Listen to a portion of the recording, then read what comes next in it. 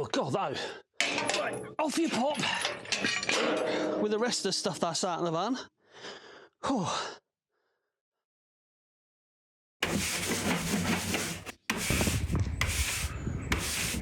Cold. Miserable. Oh, it's not even touching the bloody sides of the van.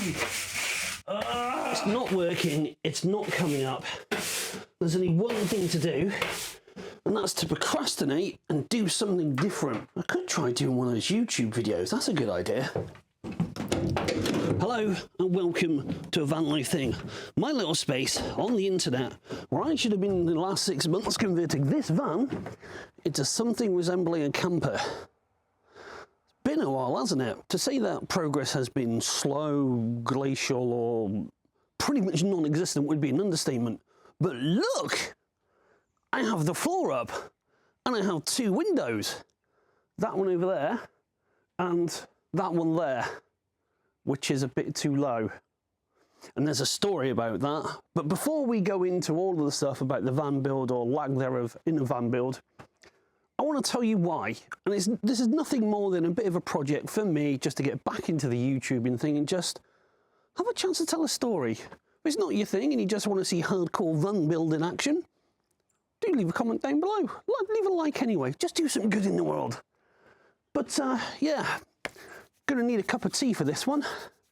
Oh, just look at the state of the floor. Anyway, mustn't get sidetracked.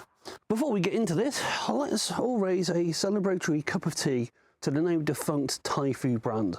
The Thai food of, ooh, I could do with a brew.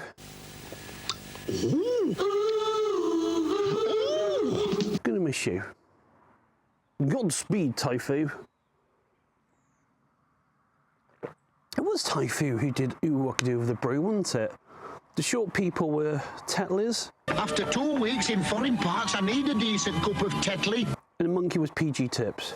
Have they no taste? You can really taste the difference in a cup of PG. Tender tips make tasty tea. Don't know what goes on in my mind somehow.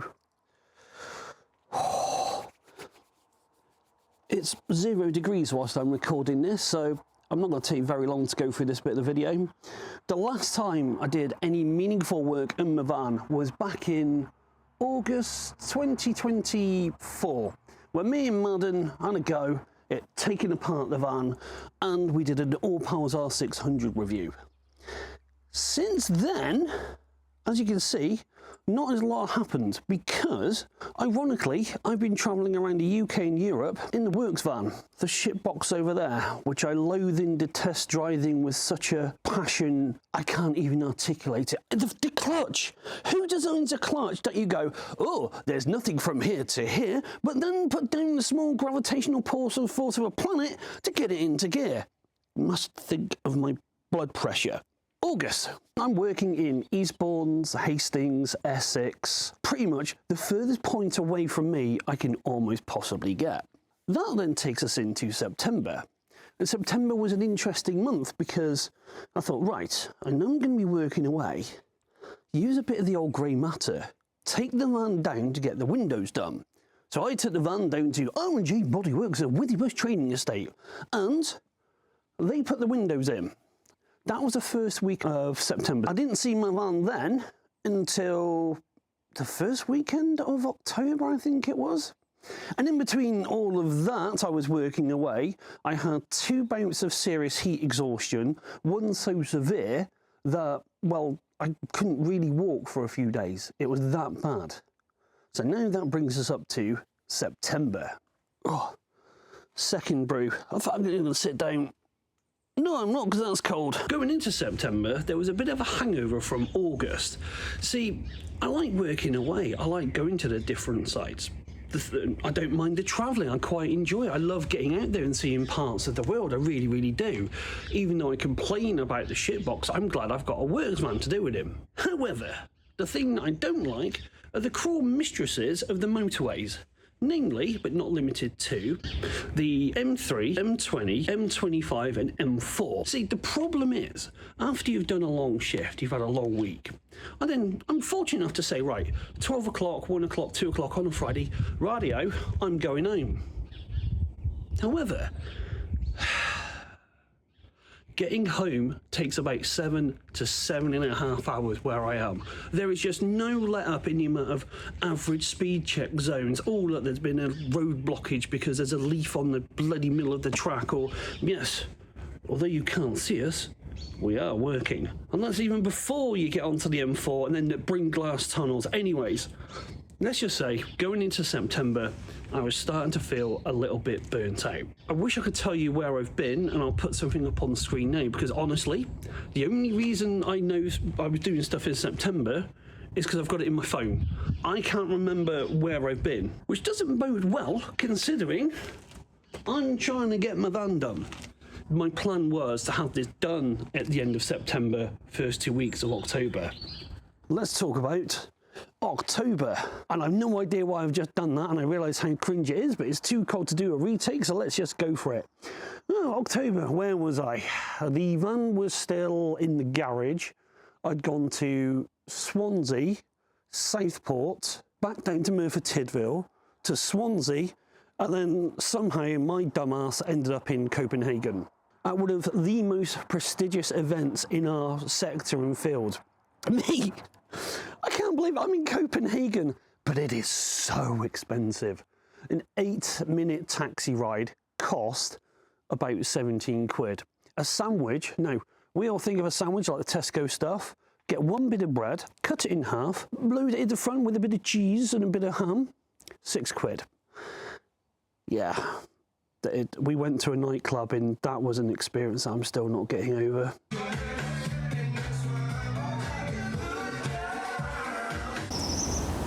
Anyways, in between all of this, I'm getting phone calls from R&J Motor Bodyworks. So they go, oh, hey Mark, you're not dead then. I'd not recognise the number on my phone for them to say, my van is ready. And we will come into the windows in a bit, we've only got 2 more months to go. But needless to say, my van has now been sat on the drive for a good 3 months, apart from when it's been stood on their drive for a few months. And I'm starting to lose all motivation with the project. The nights are starting to rock in. I'm starting to get tired and burnt out, and I'm literally just coming up to the van, opening the door, looking at it in wonderment and going, well, what the hell am I going to do? Now, considering my hard deadline for this was mid-October, enthusiasm was starting to wane just a smidgen, which I'm sure you can understand. Then we get to November. Oh, it's so cold. Why am I doing this to myself? Sit on my trusted DeWalt's. November, don't really remember much about it, other than leaving here at 6:30 in the morning to go to Reading, to then go to Ashford to get the van sorted out because we're classed as freight. Ooh, forgot about this. Oh, yes. Oh, a bit more of a laid-back, cavalier sort of, I don't want to say French relaxed back attitude. Don't know what I'm on about. And then basically driving a tremendous amount of hours after 9-hour shifts to go from France to Dusseldorf, then to Hamburg, and then back. I think that was about an 80-hour week. That was a long one. And before anyone leaves a comment, oh, people have got it harder than you. I know that. Let's just be adults here and just think that I appreciate there are people in a lot worse situation than me. And it does sound like I'm rambling and going, oh, woe is me to the world. It's not my intention. I'm just telling a story and that's it. Needless to say, November, hello burnout. There's stuff growing on the side of the door. There's a bit of rust coming up. It's like I see people doing these van builds week after week, banging out the content. However, December, I was about to get a bit of motivation to get this van done. You know what? I'm running out of ideas for shots for this.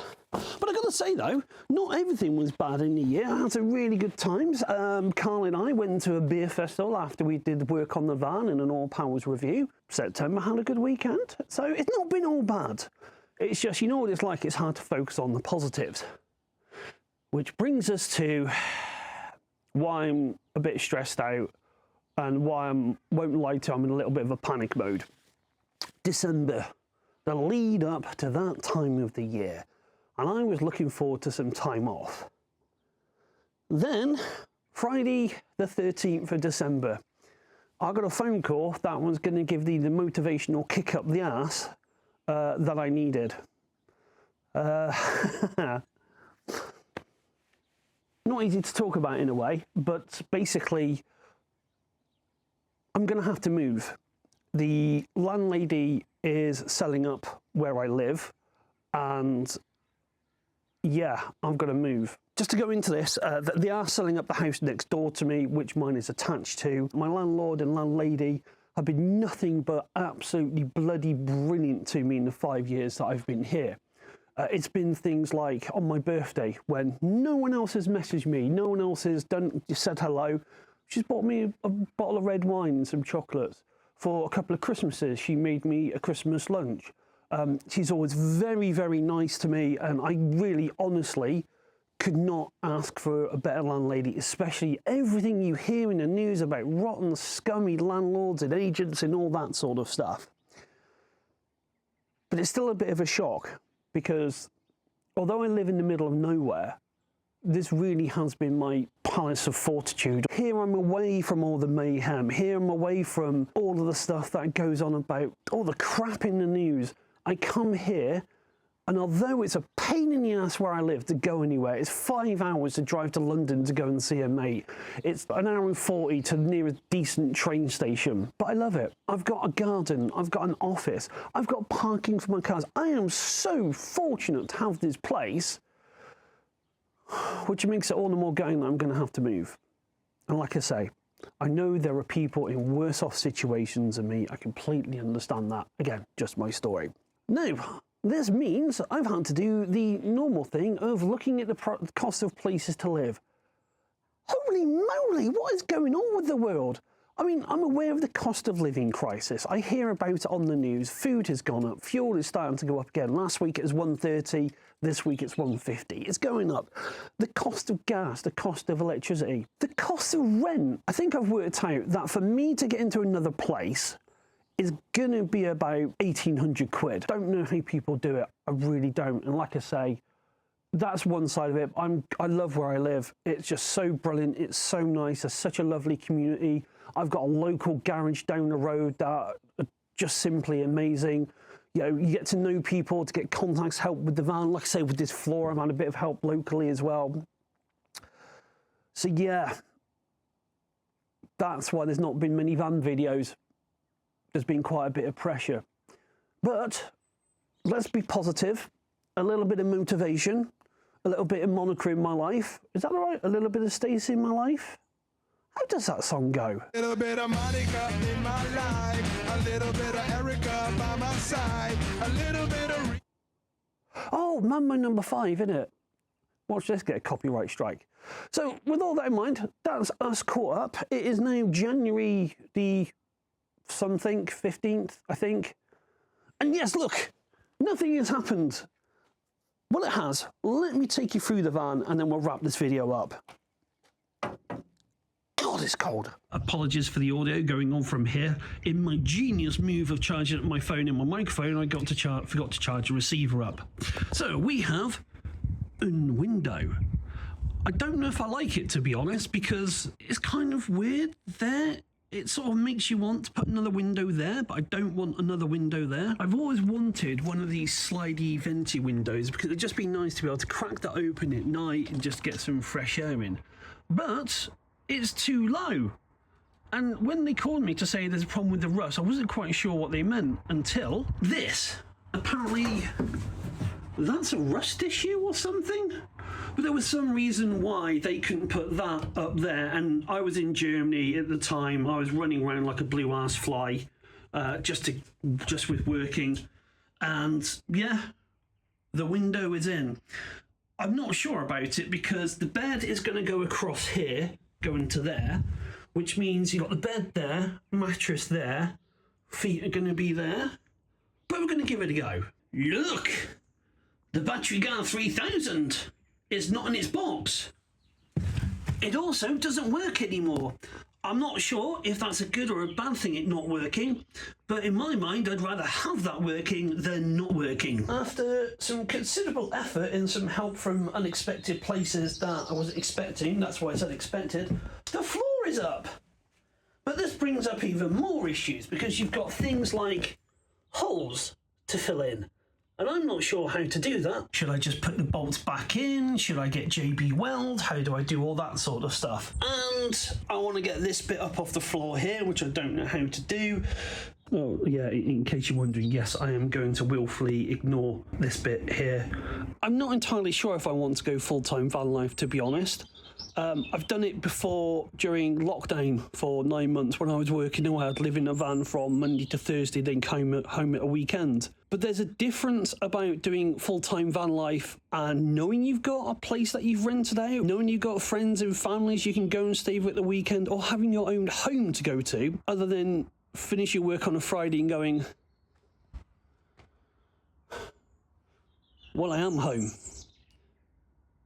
I think that's a good point to end it. So if this has not been your usual cheery video from myself, but it's just a video that I wanted to do just because I want to get back into things. If you've enjoyed it, please do a like, comment, subscribe if you don't, and if you haven't, don't be negative, just be supportive. Not only to me, if you've got other friends out there who may be a bit down, go and give them a bit of support. Let's spread some love in the world. Anyways, until next time, ta-da!